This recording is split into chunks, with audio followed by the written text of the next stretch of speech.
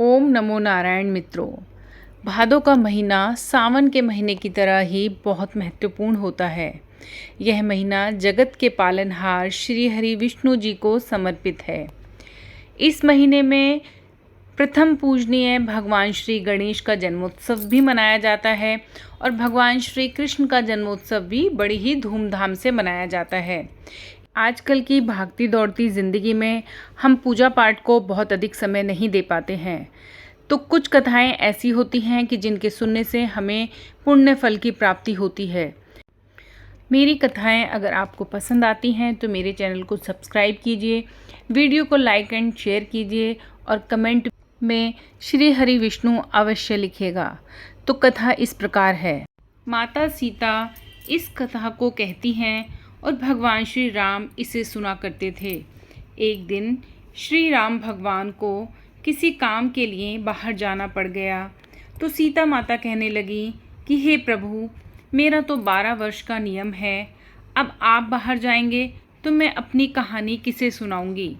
श्री राम ने कहा कि तुम कुएं की पाल पर जाकर बैठ जाना और वहाँ जो भी औरतें पानी भरने के लिए आएंगी उन्हें अपनी कहानी सुना देना। सीता माता कुएं की पाल पर जाकर बैठ जाती हैं। तभी वहाँ एक स्त्री आती है। उसने रेशम जरी की साड़ी पहन रखी होती थी और सोने का घड़ा ले रखा था। सीता माता उसे देखकर कहती है कि बहन, मेरा 12 वर्ष का नित्यनेम सुन लो। पर वह स्त्री बोली कि मैं तुम्हारा नित्यनेम सुनूंगी तो मुझे घर जाने में देर हो जाएगी और मेरी सास मुझसे लड़ेगी। उसने कहानी नहीं सुनी और चली गई। उसकी रेशम की साड़ी फट गई, सोने का घड़ा मिट्टी के घड़े में बदल गया। सास ने देखा तो पूछा कि ये किसका दोष अपने सिर लेकर आ गई है। बहू ने कहा कि कुएं पर एक औरत बैठी थी, उसने कहानी सुनने के लिए कहा लेकिन मैंने सुनी नहीं, जिसका यह फल मुझे मिला है। बहू की बात सुनकर अगले दिन वही साड़ी और घड़ा लेकर सास कुएं की पाल पर गई। सास को वहीं माता सीता बैठी हुई मिली तो माता सीता ने कहा कि बहन, मेरी कहानी सुन लीजिए। सास बोली कि एक बार छोड़, मैं तो 4 बार कहानी सुन लूँगी।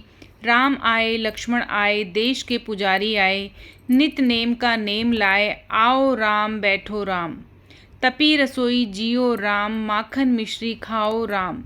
दूध बताशा पियो राम, सूत के पलका मोठो राम।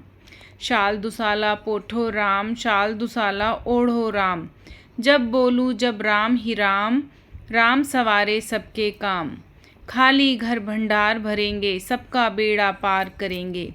श्री राम जय जय राम। सास बोली कि बहन, कहानी तो बहुत अच्छी लगी। कहानी सुनकर सास घर चली गई और उसकी साड़ी फिर से रेशम जरी की बन गई। मिट्टी का घड़ा फिर से सोने के घड़े में बदल गया। बहू कहने लगी, सासू माँ, आपने ये सब कैसे किया। सास ने कहा कि बहू, तू दोष लगा के आई थी और मैं अब दोष उतार कर आ रही हूँ। बहू ने फिर पूछा कि वह कुएं वाली स्त्री कौन है। सास बोली कि वे सीता माता थीं। वे पुराने से नया कर देती हैं, खाली घर में भंडार भर देती हैं। वह लक्ष्मी जी का वास घर में कर देती हैं। आदमी की जो भी इच्छा हो उसे पूरा कर देती हैं। बहू बोली कि ऐसी कहानी मुझे भी सुना दो। सास बोली कि ठीक है, तुम भी सुनो। और सास ने कहानी शुरू की। राम आए, लक्ष्मण आए, देश के पुजारी आए, नित नेम का नेम लाए, आओ राम बैठो राम। तपी रसोई जियो राम, माखन मिश्री खाओ राम। दूध बताशा पियो राम, सूत के पलका मोठो राम। शाल दुशाला पोठो राम, शाल दुसाला ओढ़ो राम। जब बोलूँ जब राम ही राम, राम सवारे सबके काम। खाली घर भंडार भरेंगे, सबका बेड़ा पार करेंगे। श्री राम जय जय राम।